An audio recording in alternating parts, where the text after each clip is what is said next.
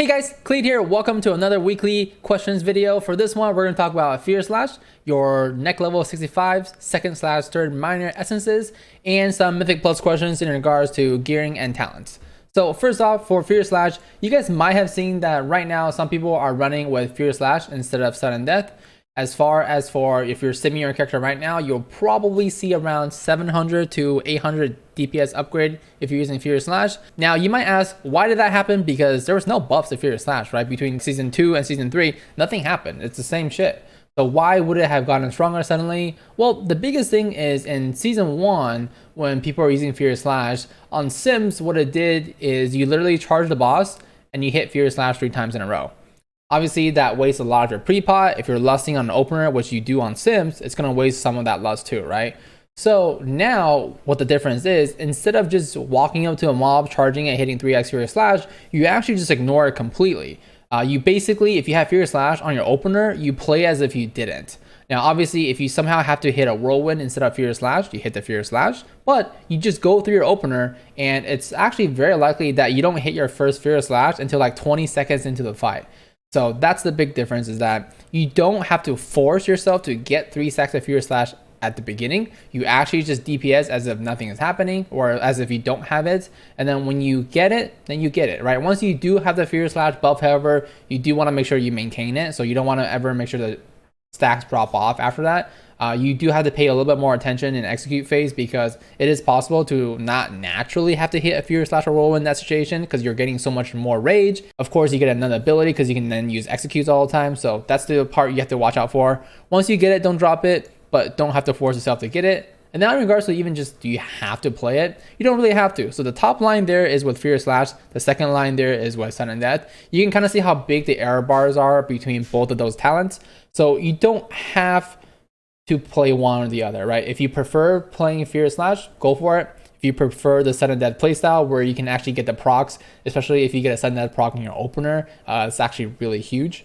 So if you prefer one or the other, my suggestion is try out Fear Slash. If you like it, great. If you don't, then you can keep playing Sudden Death, no problem there. Next, we can talk about our neck level. So right, you're gonna have people naturally reaching 65 in like next week or 2 weeks afterwards. If you've done your AP world quest every day, you'll probably hit it, next week sometime. Now, if you've been grinding islands, right, obviously there are people that are 65 now, and there were people that were 65 1 or 2 weeks ago because they just hard grinded islands for it. But we're all eventually getting there, right? As you get to 65, you're gonna unlock another minor slot, and your question might be, oh, what do I use for that minor slot? Well, here we go. So obviously, for a single target, your best choices for the first two is going to be Condensed Life Force and Crucible of Flame. As far as for what can be in the third slot, you actually have 3 options. It's going to be between Blooded Enemy, Conflict and Strife, and Essence of the Focusing Iris. And believe it or not, they actually all give you slightly different things, right? Blooded Enemy is going to give you haste/crit. Conflict and Strife is going to give you versatility. Essence of the Focusing Iris is going to give you haste. So it really just depends on which of those different secondary stats that you actually need, right? Now, we did mention in the last video that versatility value has gone up because of all the new gear that we've gotten and all that stuff like that. So definitely you want to, think about that. For my character right now, Condensed Life Force, Crucible of Flame, and Conflict and Strife are the best for me for single target. So once I hit 65, I will use Conflict and Strife. And then, of course, for the other ones, right, Essence of the Focusing Iris and Blooded Enemy are kind of close. You can kind of see the breakdown there, right? It drops a little bit as you go down.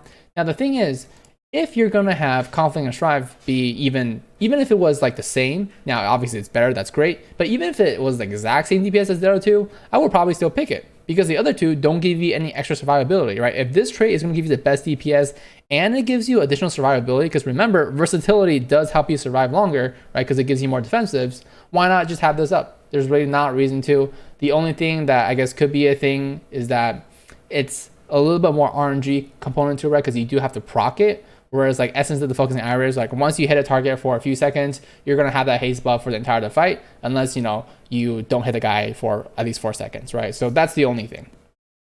As far as for AoE is concerned, still, just like before, right, these are the 2 best ones. Blooded Enemy as the major, Purification Protocol as the minor. And then for the other minor here, what are you going to pick? Since you already have Blooded Enemy there as a major, obviously you can't pick it again as a minor because you're gaining it from here anyways, then that really just leaves you with 2 choices. Conflict and Strife and Essence of the Focusing Iris. So it depends on which one is going to be better for you. You're going to use that one. I think for my character, it's still going to be Conflict and Strife, right? There's the Blooded Enemy, Purification Protocol, Conflict and Strife. This is simming 5 targets over the same period of 3 minutes. And then of course, Essence of Focusing Your Eyes does come down a little bit lower. Now, what we talked about for the RNG of, the Essences proccing, it's a little bit, I guess, more poignant here because Essence of the Focusing Iris and AoE, you obviously have this for every pack, whereas Conflict and Strife, you'll probably have it up for most packs, but it's possible that you might not get the maximum stacks for every pack that you pull for AoE. So there's a little bit of RNG there. The other thing is that Conflict and Strife, it doesn't really matter who you're hitting, right? You can freely switch targets with this setup with, Blood Enemy, Purification Protocol, Conflict and Strife. You have no restrictions in, oh, I need to switch to a priority target right now. Go on right ahead. For Essence of the Focusing Iris, it's a little bit more involved because right there in that middle paragraph, this haste is lost if you stop using spells or abilities against the initial target. Now, it's not the biggest deal if they're close enough. So one way you can keep the stack is as long as you whirlwind cleave your initial target as you're switching to a new target, right? So like every time, every ability, as long as they're being whirlwind cleaved, it'll keep the stack up, and eventually you can just start focusing on the priority target if you want. But just make sure that you do that, because if you don't, you lose all of your stacks instantly. Now, luckily at ring 3, you do get 3 stacks right away if you somehow manage to lose the stacks. But do know that it does make target switching a little bit more involved. You just have to make sure that it's close enough for you to whirlwind cleave it. Then you can transfer your main targets. So that should help you guys get prepared once you hit 65, or if you already hit 65, there you go. And then as far as for Mythic Plus is concerned, obviously you're going to take the AoE essences that we just talked about here. But for gearing, one of the best trinkets for Fearware AoE, still the best, even though now it's like 2 raids ago, Ever Chill Anchor from Jaina. It is still the best AoE trinket. Now, the only way you can kind of not use it is if you want to focus more on single target boss damage on like some of the raid fights. But if you're talking about pure AoE at Mythic Plus, this is definitely a still must have, and it's still very, very strong. So you definitely want that. The other thing is that for AoE, you definitely want triple Cold Hot Blood. And of course, you want 1 Unbridled Ferocity, and then as many as Overwhelming Powers as you can. The other 2 doesn't really matter. You just want to make sure you have triple Cold Hot Blood. Very, very strong AoE. And then as far as the other trinket, you're going to use either, the Razor Coral or the Ink Pod, whichever one of those you have, I guess, a higher eye level, but I would probably prefer Razor Coral there for Mythic Plus. And as far as for any other trinkets, I think some people might ask about Filed Arcane Tempest. It's not a good trinket. It's just not. It's way, way, way too RNG. Like, you can pull like 10 to 20 mobs and it just doesn't proc. Well, guess what? Your trinket just did no damage, right? That's the reason why Ever Chill Anchor is so strong, because it's guaranteed damage. It's very consistent. You hit a whirlwind, it's on everybody. That's why this is so much better than Defiled Arcane Tempest. Now, if you have like a crazy like Warforged or Titanforged either one of Defile, you can try using it, but it's just way too RNG. Not only that, if it procs while you're fighting 2 targets, which in my opinion is probably the worst for this trinket, because now obviously it AoEs, but if it only hit 1 enemy, it's going to start ramping up and dealing more damage. But if you're fighting 2 targets, first of all, you don't get the ramp up, and you're hitting the least amount of targets, right? So, this trinket, I don't really think it's that great. As far as your talents is concerned, you would definitely go Stormball here. You go Sudden Death. Those are kind of the ones you change. You want to definitely stay War Paint for Mythic Plus, because you want to make sure that you reduce a lot of the damage. There's a lot of unavoidable AoE like bursting, sometimes Grievous if there's some other mechanics that are there. So you do want War Paint to make sure you survive those. And then Stormbolt, of course, just additional CC. Now, obviously feels bad we don't have Shockwave, but Stormbolt's the best we got. On top of that, that one Emissary, which has a reflect zone around it, you can Stormbolt the Emissary after you knock it back, right? Just stunning there for a little bit of time. That always helps. And then as far as the only other talent you do want to change is between Dragon Roar and Blaze Storm. I think this is more of a kind of just like your player's choice. Kind of like how Sudden Death and Furious Slash is a player's choice for single target. I think Dragon Roar and Blaze Storm is a player's choice too. Now, I prefer Blaze Storm for basically all my Mythic Pluses, but if you want to play Dragon Roar, you definitely can. It's probably better in more tyrannical focus keys, and also for any keys where there's not that many mobs, like King's Res, right? There's really only one room where you're AoEing, right? The room with all the slimes.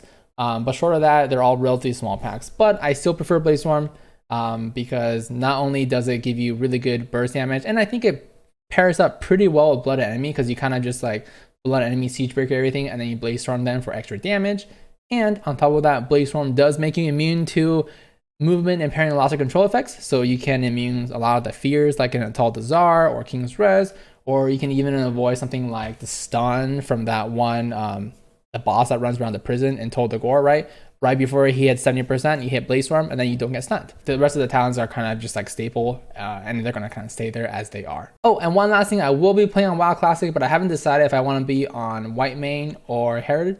Let me know what servers you guys are playing on, and if you guys have any weekend raiding guilds that you guys think are recruiting a warrior, especially Fury, let me know, because I will still be raiding retail, but I would like to get into some weekend raiding on Classic. So if there's any weekend guilds out there, let me know. And as always, thanks for checking out the video, guys. Feel free to subscribe to see more. And if you guys have any questions or comments about anything in this video or what you want to be answered in the next video, let me know down in the comments below.